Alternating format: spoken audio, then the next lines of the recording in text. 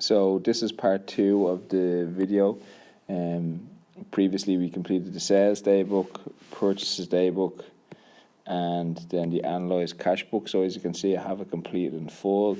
I have my headings, dates, amounts. It's double underlined because that's the end of it, and same here. Then in the analyzed cash book, I have my heading, dates, you have the bank, which is the important column, and then you have the analysis part there as well. We also found the balance. So how we find the balance is we just add up the bank here, we add up the bank here, we see which side is the bigger. So we know that this side is bigger, so this side equals to 206,660.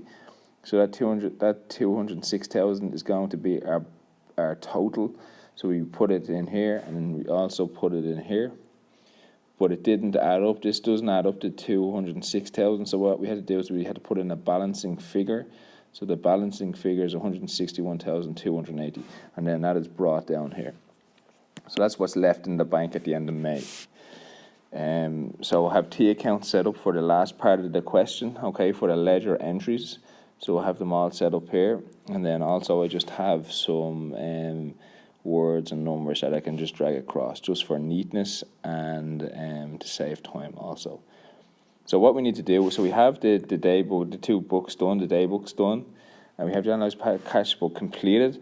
So now what we need to do is we need to take this information and put them into a double entry bookkeeping system. So the easiest place to start is you might as well start from the beginning with the sales daybook. So it's the sales daybook is what we need to take the information from. What I'm just going to do is I'm just going to label this area here, and I'm just going to label this the general ledger. So these books below here is the general ledger. Okay, so the first one we have in the general ledger is it's selling goods on credit, so it's going to be sales. So I'm going to open up a sales account. So that's my first one here, sales account. Okay, so the next part then, so the other side of the sales account, so we're selling goods on credit, so that means people owe us money. So if people owe us money, that then becomes they then become our debtors. So the next one then we'll have is debtors ledger. So I'm going to open up on this side a debtors ledger. Okay, within the debtors ledger, so the first debtor we have is Fox Limited. So we'll look at Fox Limited first. So I'm just going to drag down Fox in here. So that's the first one. So these are debtors. So they are people that owe us money. Okay. So debtors are people that owe us money. So what we need to do is we need to start with the total figure here. So 98,000 is what Fox Limited will owe us in the future because we sold them goods on credit, so they owe us money. So what we need to do is we need to take that 98,400 and move it onto the debit side of Fox Limited.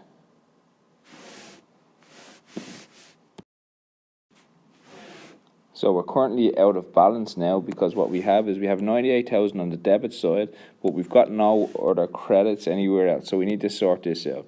So how we do that is we take this amount here, the 80,000, and we put it into our sales figure.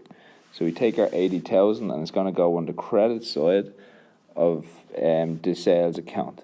But we're still out of balance, and we're out of balance by the VAT amount of 18,400. So what we need to do is we need to balance up our accounts, and we need to put in the 18,400 onto the VAT account. I'll just label this VAT account. So now we're balanced. So on the debit side, we have 98,400, and on the credit side we also have 98,400. So we're currently balanced. So with the double entry complete, I just popped in some details and dates there. So the date comes from the 1st to 5th, 2017, and the details just the opposite side of the account. So the opposite side of this is going to be sales, and the opposite side of these come from Fox Limited. Okay, so it's just the opposite sides of the accounts. Now we need to do the exact same for Hair Limited. Okay, so I'm just going to open up a Hair Limited account here. We're going to take the 54,120, and we're going to move that into the debit side of Hair Limited.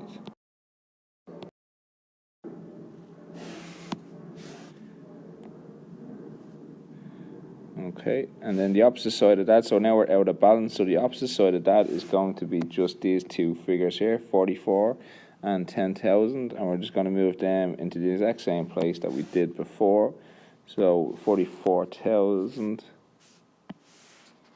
into the general ledger, into sales, and then we have 10,120 into VAT, okay? And then I'm just going to label them off again. So again, now you'll see I just put in the dates, 9th to the 5th, and then the opposite side. So that's sales coming from here and Hair Limited coming from Hair Limited.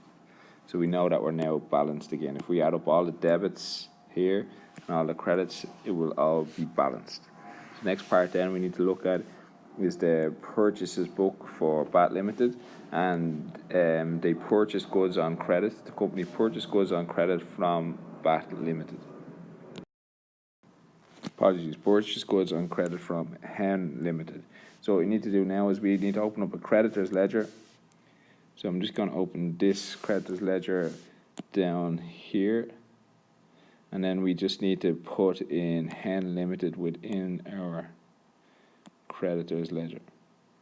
So Hen Limited is in our creditor's ledger, and then we also need, because it's purchases, we also need to open up a purchases account.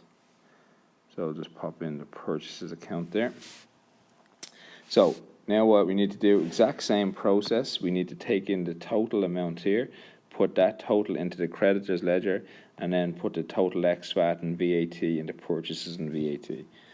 So if we purchase goods on credit, it means we owe that company money. So if we owe that company 48,280, that's how much we owe them. So it's going to be a creditor to us. And because we owe them, it's money that will go out in the future. It's on the credit side of our creditor's ledger.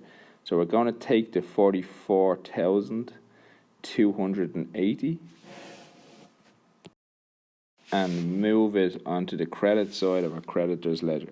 Okay, so now we're out of balance by that amount of 44,000. So we have a credit here, but we've no debtors anywhere else, no debits anywhere else. So what we're going to do again is, if it's on the credit side here, it means it must be on the debit side of purchases and the debit side of VAT. So we're going to take the 36,000 and the 8,220. So these two amounts here are going to go on the debit side of the purchases and VAT. So the purchases we have is 36,000, the VAT is 8,280. So now the accounts are balanced. So now I'm just going to have to put in the details, the exact same as what we did before.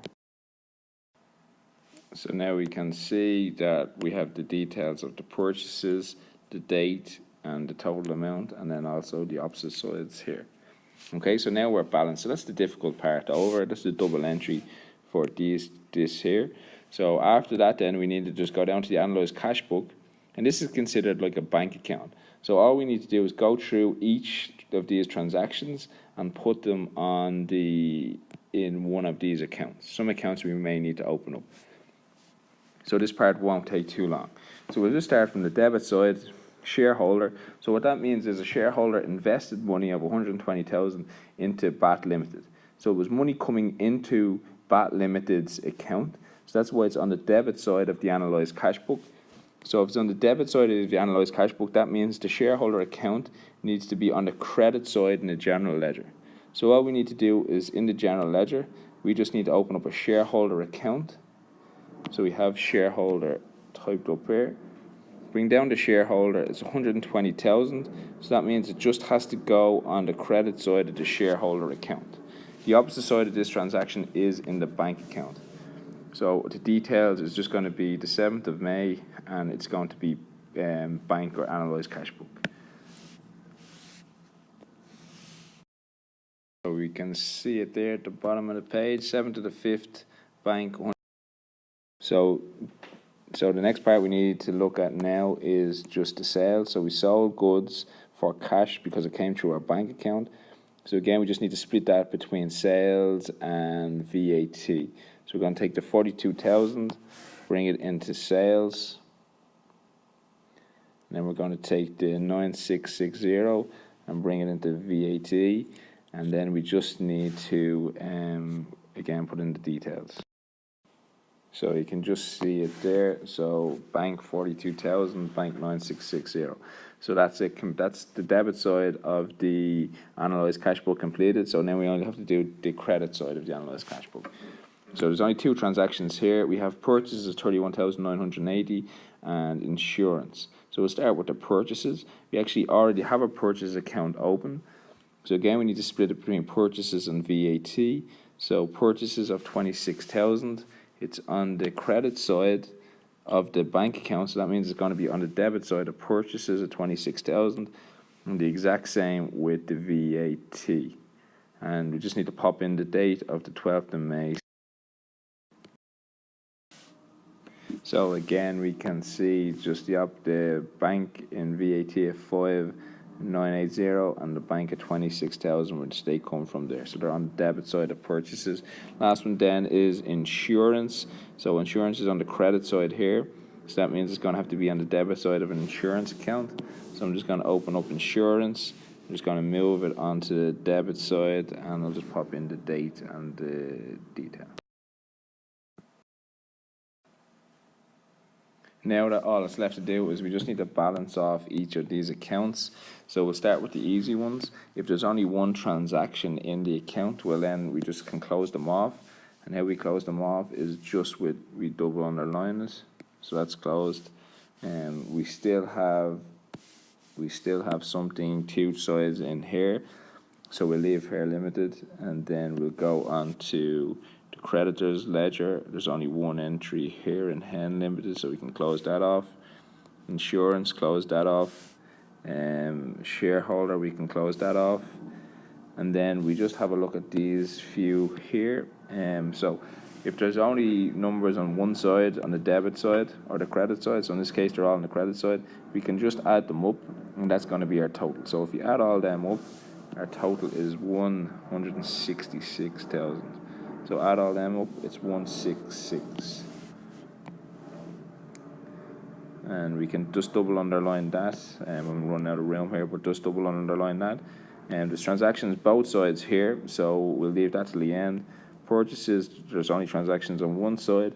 So if you add all them up, they add up to 62,000. Apologies. So then all that needs to be done is these need to be balanced off. So like we did with the bank, we just need to balance them off. So the total is going to be 54,120. So we can see that this side equals to 54,120, but this side doesn't. This was 35,000. So we need to put in here is we need to put in what's called a balancing figure.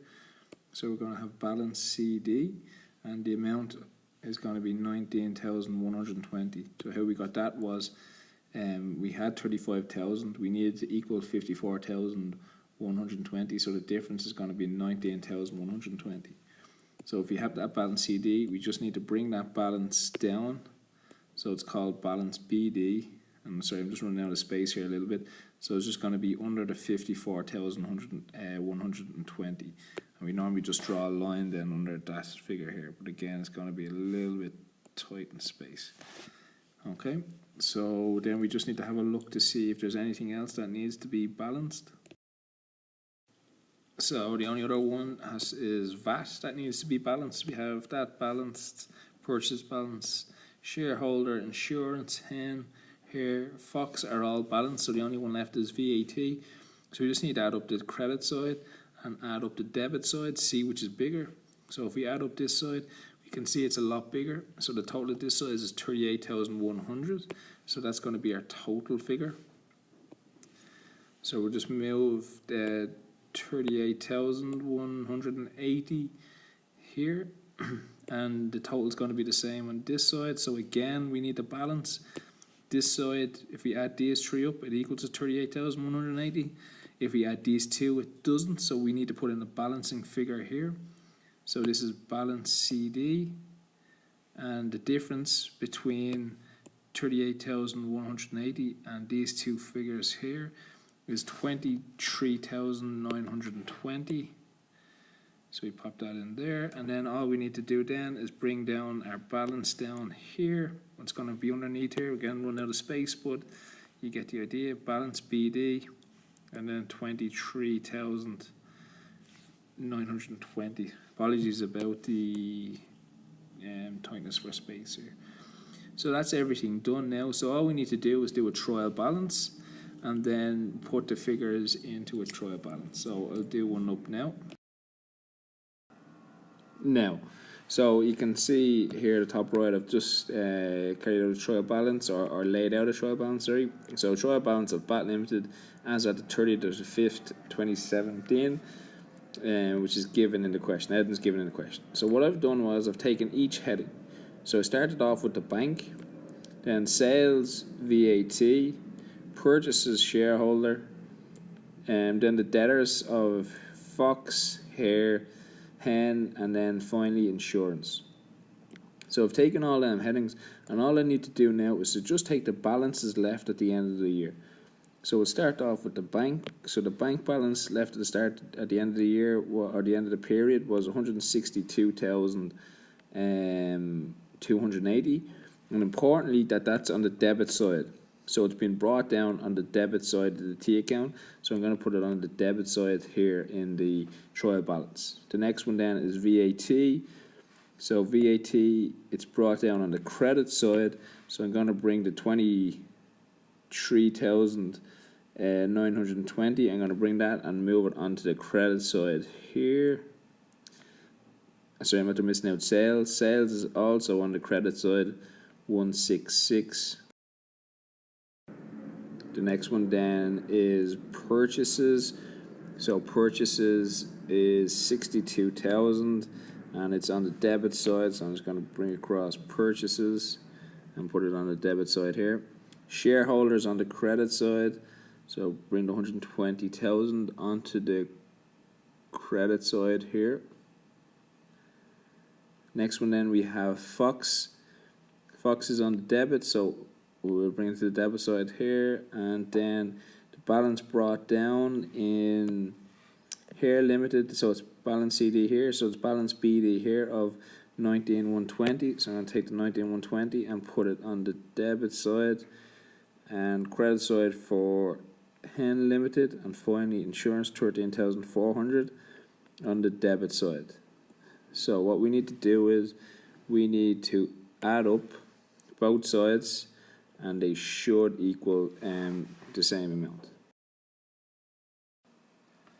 So when we added up the debit side, we added up the credit side, both sides equals 354,200, so that's how we know we're correct. Then finally, the last step, it's only a minor step, we just have to fill in the folios that we haven't filled in anywhere yet. So we're just going to fill in the folios quickly. So all the folios is just reference points. So what we did with the sales book, we took this total and we brought it into the debtors ledger here and here. Okay, so what we need to do is we need to put debtors ledger in this folio here. So we're simply going to bring debtors ledger for the two transactions there. So that gives us our reference point. The opposite of that transaction is in the debtors ledger, which we can see here. So we just need to fill in folio here. So if that's in the debtor, that goes into the debtors ledger, then the opposite side of this comes from the sales book. So we just have to put in SB for sales book, so we know where the other side of that entry is. Then the next one then is in the purchases book. So Hen Limited is in the creditors ledger. So all we have to do is put in creditors ledger for Hen Limited, and then the opposite side of that transaction then is just going to be purchases book. So just write PB for purchases book. and we can just move that down here. So that's the debtors ledger and the creditors ledger done. So then all we need to do now is to have a look at the analyzed cash book.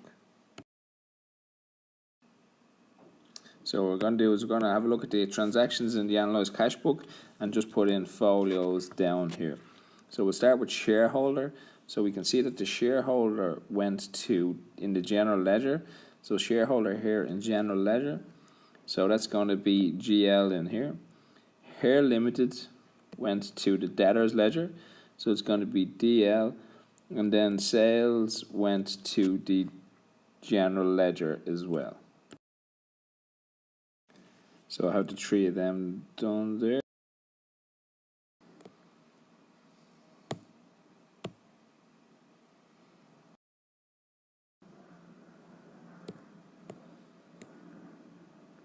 So they're moved across in there. Then all we need to do now is to move the opposite side of these. So we said that they went to the total. The opposite side of this all go to the analyzed cash book. So we just need to go down to shareholder, folio there for as analyzed cash book. Then the next one was Hair Limited in the debtors ledger. Again, that's analyzed cash book. You see there for bank, and then the final one then is sales, which is the sales account, which is bank, which is folio, is analyzed cash book. So we just need to do the credit side of the bank, the analyzed cash book now. So purchases went to the general ledger, and insurance also went to the general ledger. So we just need to bring down them two. And finally, we just go down to insurance, analyze cash book, and then purchases, analyze cash book. There are a couple that's left, so there's no folios here, no folios here. Bank is just going to be ACB. I'll change that now. And bank here is analyze cash book. So the ones that don't have any folios either come from the purchases or the sales book. So I'm just going to fill them in quickly now. Across, so we can see just finally, sorry for repeating myself, the ones that haven't got anything, Hen Limited is coming from purchases book. So we're just going to have to put PB in here for purchases book.